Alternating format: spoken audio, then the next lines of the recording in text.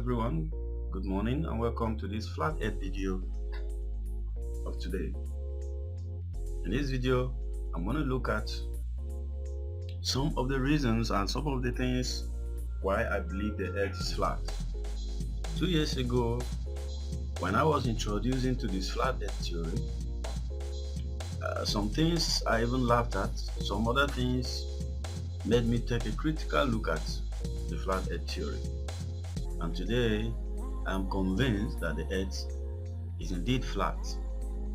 However, many people who try to debunk the flat earth theory has never given concrete proofs. All they say is we've been taught in school that the earth is a globe. Today, in the flat earth model of the cosmos, the equatorial circumference of the supposed ball earth is said to be 24,900 statute or 21,600 nautical miles. A nautical mile is the distance following the supposed curvature of the earth from 1 minute of latitude to the next. A statute mile is a straight line distance between the two, not taking into account the earth's alleged curvature.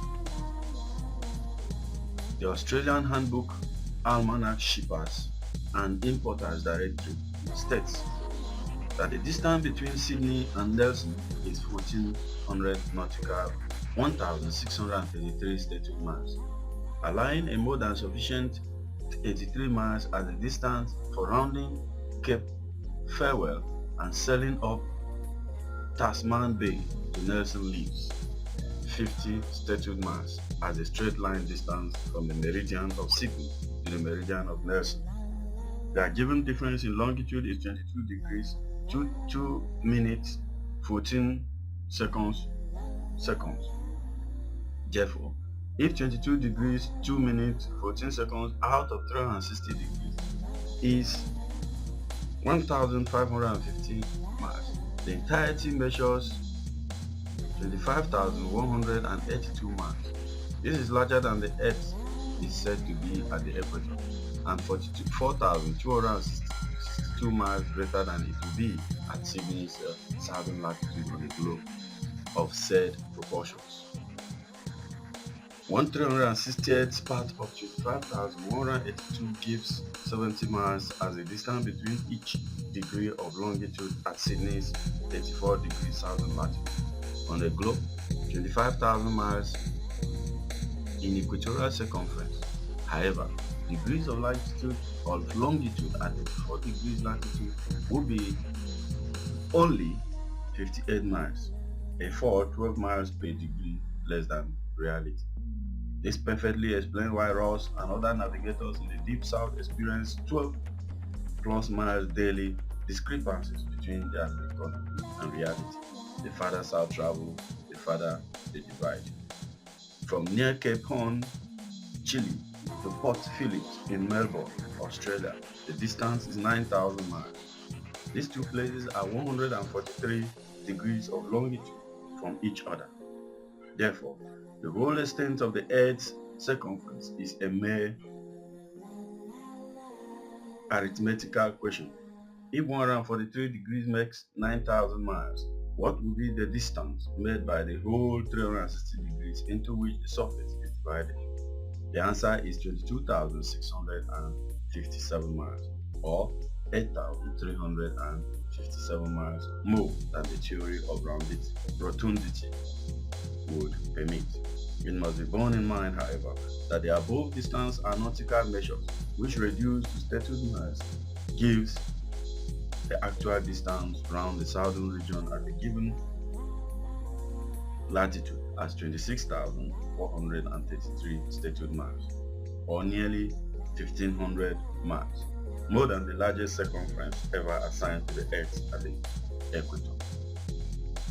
Similar calculations made from the Cape of Good Hope, South Africa to Melbourne, Australia at an average latitude of 35.5 degrees south have given an approximate figure of over 25,000 miles, which is again equal to a greater than the Earth's supposed greatest circumference at the equator. Calculations from Sydney, Australia to Wellington New Zealand at an average of 37.5 degrees south has given an approximate circumference of 25,500 miles. Greater still, according to the ball earth theory, the circumference of the earth at 37.5 degrees southern latitude should be only 19,757 statute miles, almost 6,000 miles less than such practical measurement.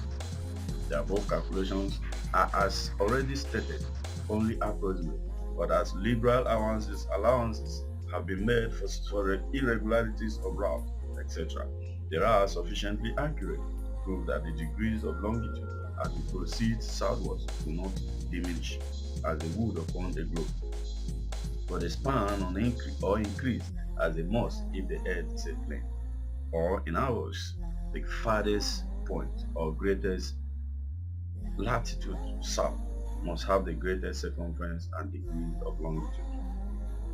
Parallels of latitude only. Of all imaginary lines on the surface of the earth are circles, which increase progressively from the northern center to the southern circumference. The mariner's course in the direction of any one of these concentric circles is his longitude, the degrees of which increase to such an extent beyond the equator, going southward, that hundreds of vessels have been wrecked because of the false idea created by the untruthfulness of the charts and the globular theory together, causing the sailor to be continually getting out of his record with the map of the earth in its true form. All difficulty is done away with, and ships may be conducted anywhere with perfect safety. This then is a very important practical proof that the earth is not a globe. However, with all this available evidence, one can therefore conclude that the earth is flat. Now, if you even look at the horizon as we rise above the surface of the earth, many people have confirmed that the earth looks flat. Now, apart from that, other unassailable evidence prove positive that the earth is not a globe. Thank you so much for joining me today. I hope to see you in the next video. Please remember to drop your comment and suggestion, like this video, and subscribe to my channel, as well as share this video with your friends and family. Thank you.